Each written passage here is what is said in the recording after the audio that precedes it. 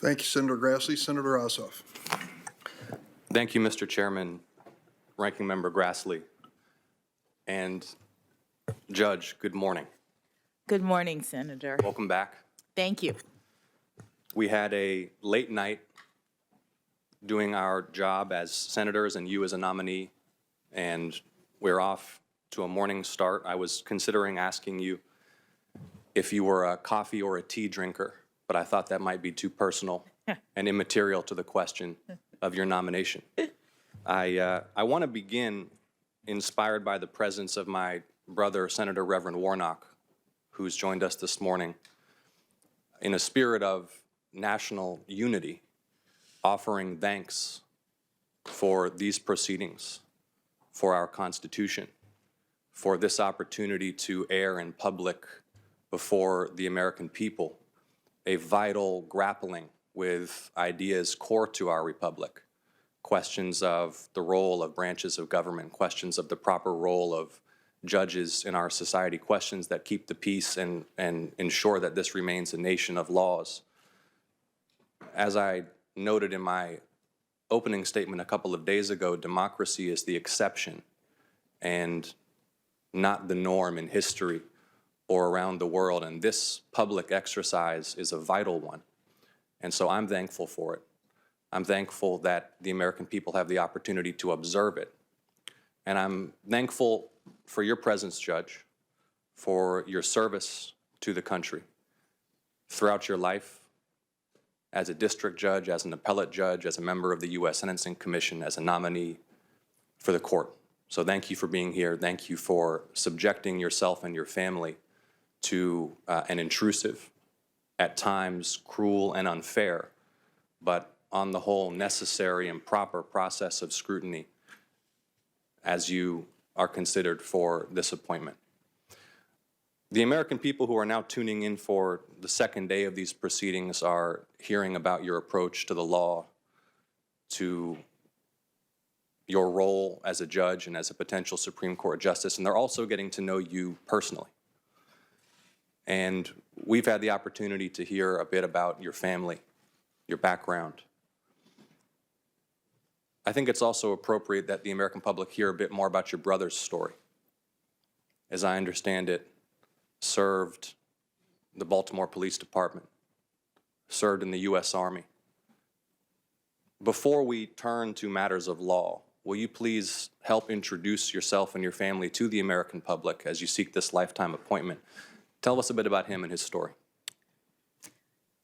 Thank you, Senator.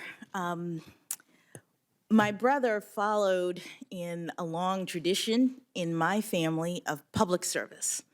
It was a core family value. My parents were both public servants, and two of my mother's brothers were career law enforcement.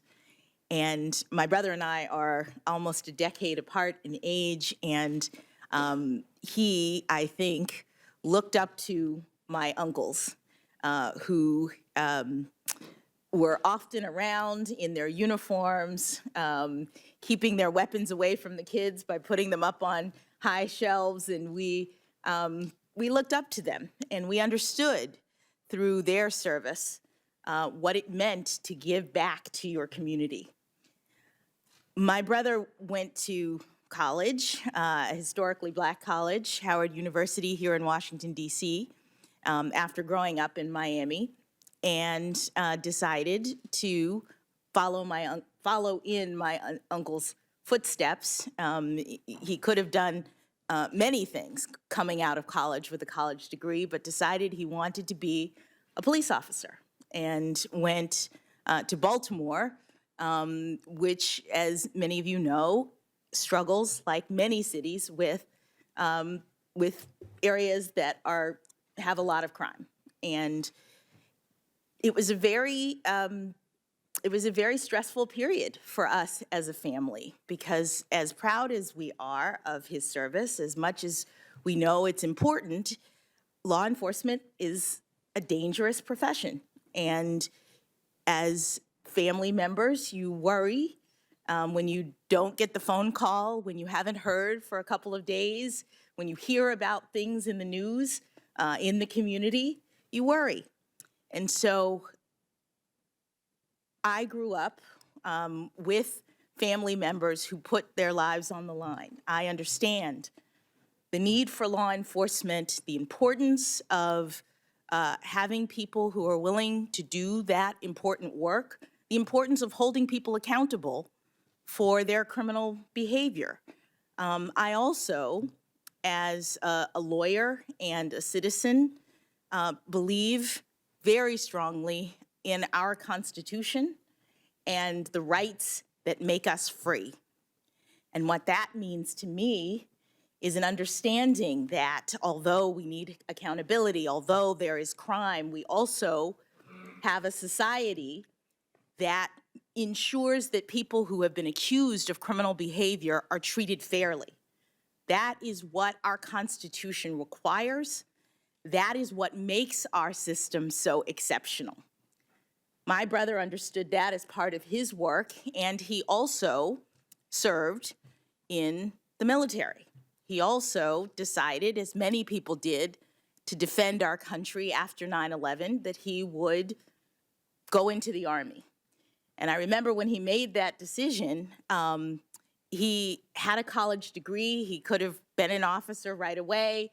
He could have been a type of military officer that didn't have to actually be on the battlefield. And I remember saying, are you going to do something with, radio signals? Are you going to be behind the scenes? And he said, no, I'm going to be infantry, boots on the ground. He said, I believe strongly in the protection of our country, and if I'm going to be leading, I'm going to be out front. That's the kind of person my brother is. It's the kind of service that our family provides. And for me, what that meant was an understanding that to defend our country and its values, we also needed to make sure that when we responded as a country to the terrible attacks on 9/11, we were upholding our constitutional values, that we weren't allowing the terrorists to win by changing who we are. And so I joined with many lawyers during that time who were helping the courts figure out the limits of executive authority, consistent with what the framers have told us is important, the limitations on government. I worked to protect our country. My brother worked on the front lines, and it was all because public service is important to us. Thank you, Judge Jackson. And let's talk a bit about limitations on power. Our Constitution is a document that renounces monarchism and instead establishes a republic. You, in opinion that has been widely cited, made the observation that presidents are not kings. What does that mean, and what are some of the most important bulwarks in our constitutional system against the abuse of executive power, against tyranny? Thank you, Senator. Our constitutional scheme, the design of our government, is erected to prevent tyranny.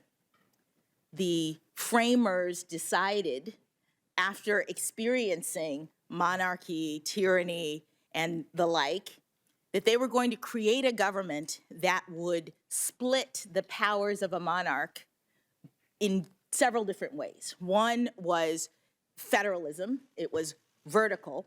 They would split the powers between the federal government and states.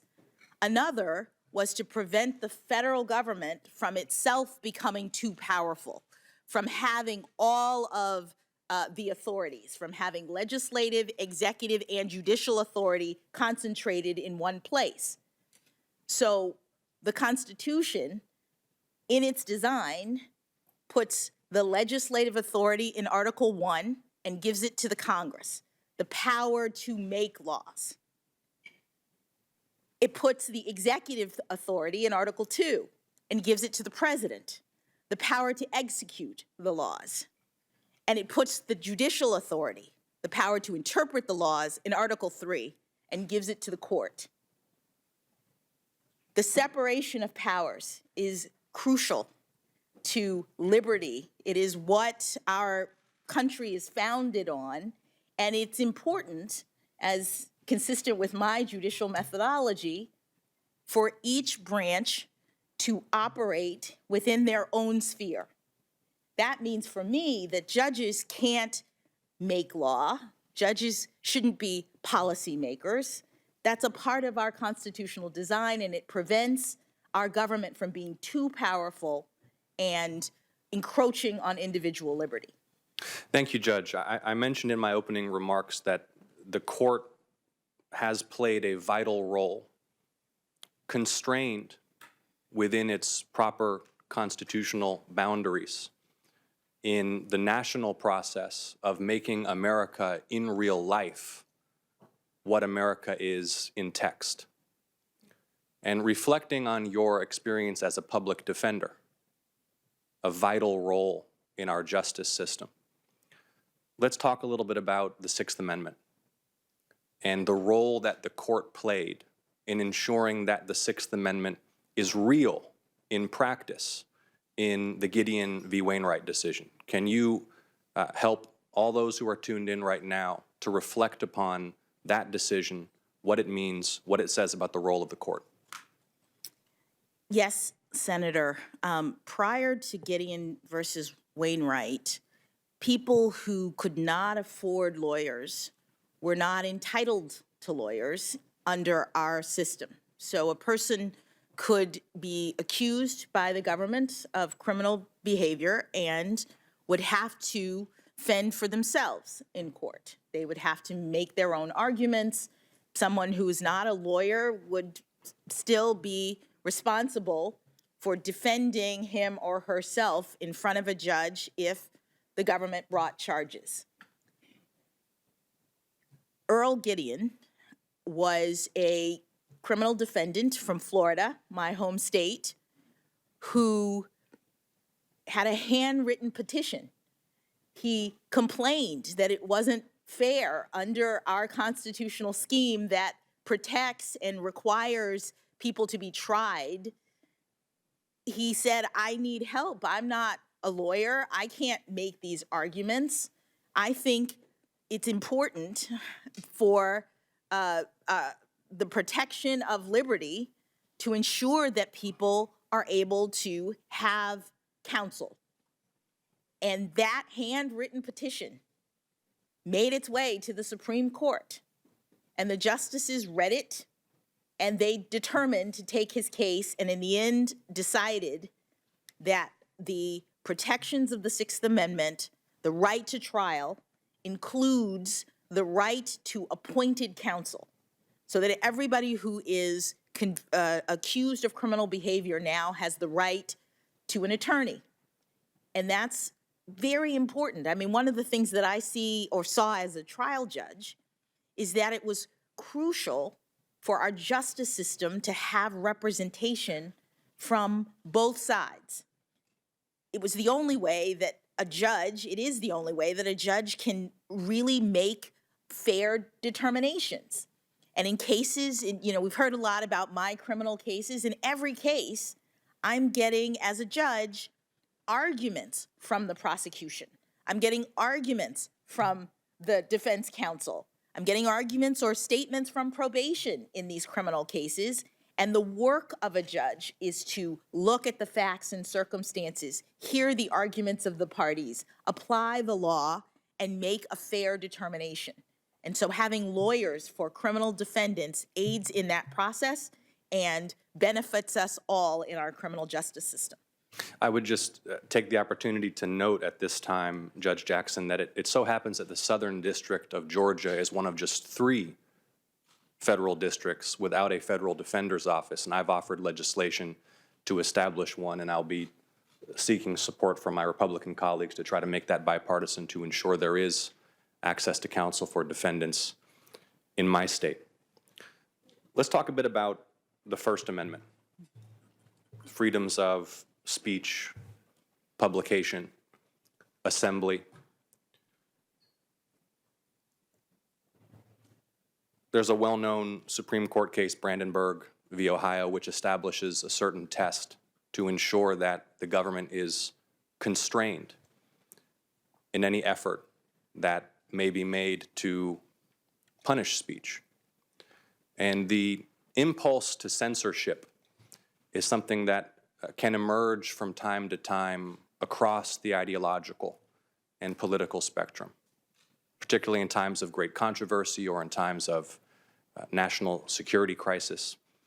Can you please walk the committee and the broader public watching now from all across the country through that decision and how you will approach these vital protections for speech, publication, and assembly, should you be confirmed? Thank you, Senator. Freedom of speech, publication, assembly is in the First Amendment of the Constitution. It is a core foundational protection against censorship. It is important in our constitutional scheme that people be allowed to express themselves, that ideas be exchanged. That is the groundwork for a vigorous and vital democracy. There are many tests, many cases in the Supreme Court's jurisprudence that discuss various disputes about circumstances in which the government can restrain or regulate speech. And that decision establishes to a certain extent that if there is speech that is an incitement to violence, that's one circumstance in which the government might be able to prevent it. But other than that, short of that, free speech is supposed to be allowed to happen. And there are, again, various tests and circumstances that the court has applied in deciding whether the government can regulate the content, place, and manner of speech. But the general principle is that our democracy thrives because the government is restrained and cannot censor its citizens. I think in the same spirit of thanks with which I opened these questions, I also want to just take a moment and recognize the members of the press who are here, the reporters and photographers who ensure that these proceedings are truly accessible to the public, and ask you to describe your approach to press freedom. The question of prior restraint has been litigated. A famous case in the context of the Pentagon Papers in the latter years of the Vietnam War. I believe for all of us on this committee, we recognize the vital role of press freedom in ensuring the free exchange of ideas, access to truth and debate in our democracy. How will you approach cases that implicate press freedom? Thank you, Senator. This is another area in which there is well-established case law that supports the freedom of the press to be able to write and report. There is a general obligation of truth in terms of the press, but also a recognition that sometimes there may be things that get published that aren't exactly accurate. And so the court in New York Times versus Sullivan determined a higher standard of liability for press. Things that are put out in the press have to be knowingly false. There's an actual malice test because the court was balancing concerns about libel, people claiming that they have been misrepresented in the press, with the need to allow the press to do their job. The overall understanding is that press freedom, again, is one of the First Amendment freedoms that undergird our democracy. Something I just want to take a moment and observe, Judge Jackson, is, this is my first such proceeding. So I'm grateful to the chairman for opening today's ceremonies at the end of the dais. But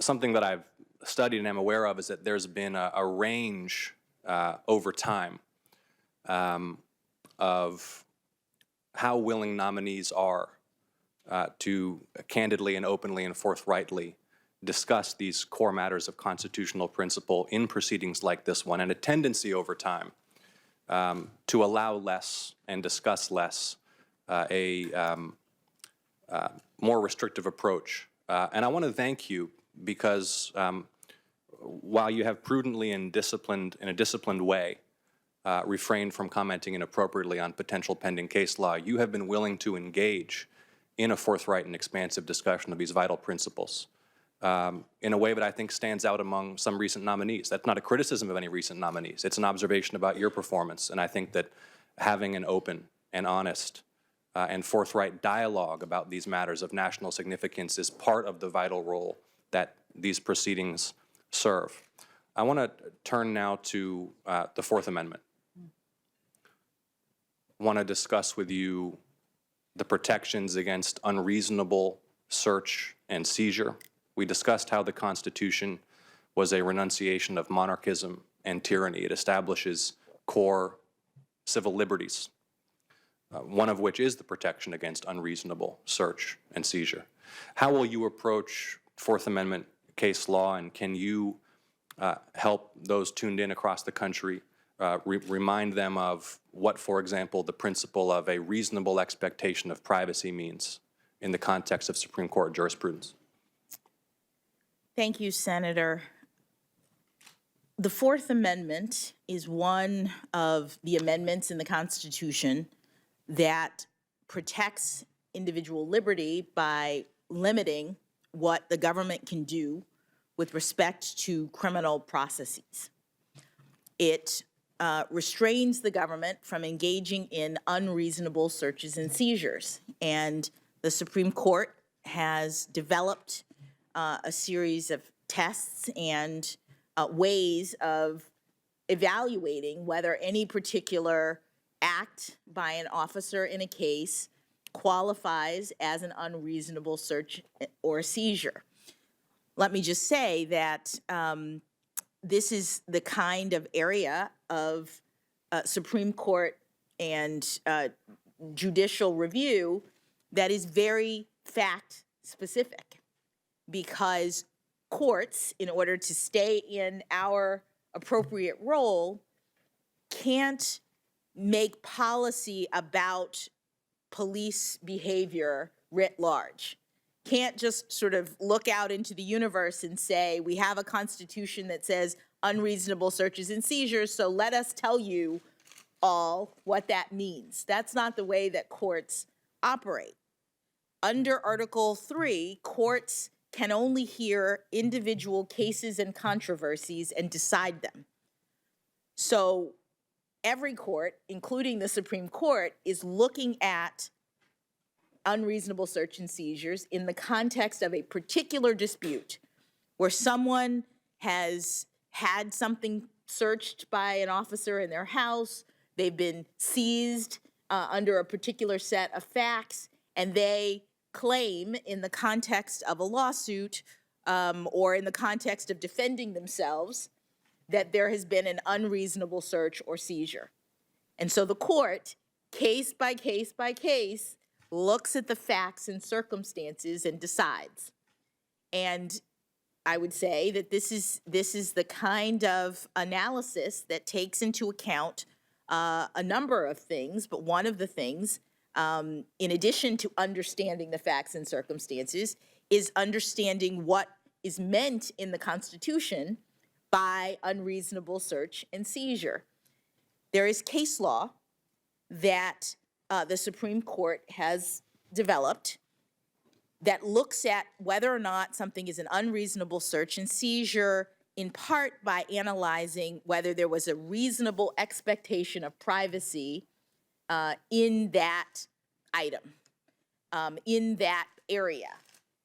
is there a reasonable expectation of privacy in your house, for example? If a police officer were to come into your house, you would not be able to claim Fourth Amendment protection unless, says the Supreme Court, there was a reasonable expectation of privacy in your house.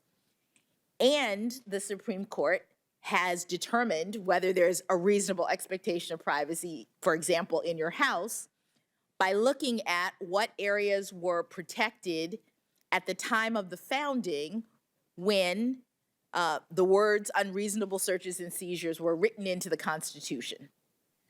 Lo and behold, something like your house, the court has determined there is a reasonable expectation of privacy because that's what those terms meant back then.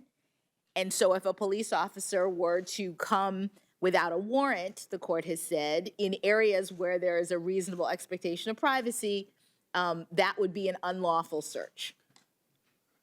This is an area where the emergence of new technologies makes it likely, I believe, that should you be confirmed, you will have to consider Fourth Amendment claims in light of circumstances that couldn't have been anticipated at the time of the drafting of the Constitution. And indeed, constitutional interpretation has already evolved over time to adapt to the reality of new technologies. From phone booths, a classic case in the late 1960s about whether a closed phone booth door demonstrates an expectation of privacy, to more recent case law involving geolocation data from cell phones. And I want to urge you, should you be confirmed, to remain vigilant about how the emergence of new technologies, the way that they become ubiquitous in our lives, the way that virtual spaces are increasingly akin to physical spaces, will require the court to consider very complex questions and to seek technical advice, because these are technologically complex questions. What is your view on how the court should seek such technical expertise, which may be, with all due respect, beyond the training or experience of a justice or their clerk? And if, for example, one such method of seeking advice is through amici, what's the importance of understanding the provenance and origin and funding source of such briefs submitted to the court? So this is a two-part question. I want to restate it. The first is, again, I want to urge you, should you be confirmed, as I'm confident you will, to vigorously defend the constitutional rights of American citizens against unreasonable search and seizure in the context of new technologies. I'd like to hear how you'll approach seeking technical expertise to inform that decision-making. And then a question about the transparency of briefs filed before the court, something that Justice Scalia noted in some campaign finance case laws, that it's important for the public to know who's funding electioneering communications in the context of political campaigns. I think it's important for the court to know who's briefing them, what the motive and funding source of such briefs might be. Could you please, with my remaining time, and then I'll yield and we'll have some more time later to discuss war powers, could you please comment on those matters? Those will be my final questions for this round. Thank you, Senator. One of the ways in which the court receives information other than directly from the parties in a case is through a practice, an established practice of receiving amicus briefs. Amicus is a term for friend of the court briefs. These are people who are not parties to the case, who don't have that kind of interest in the case, but may have expertise or information or arguments that they wish the court to hear. And I think that that would be the primary mechanism by which, if the court were to decide to hear a case concerning a matter that involved some technical expertise, I would think that there might be amicus briefs related to the technology, for example. I have not looked at the court's rules. I would certainly want to discuss with the courts, other justices, the ways in which determinations are made about which amicus briefs are received and what disclosures are related to them. But the court does receive amicus briefs in cases in order to inform itself so that it can make a decision related to the issues in a case. Thank you, Judge Jackson. Thank you for your courage and your grace, your forthrightness in answering my questions. I look forward to the opportunity to ask a few more later, and I yield, Mr. Chairman. Thanks, Senator Ossoff.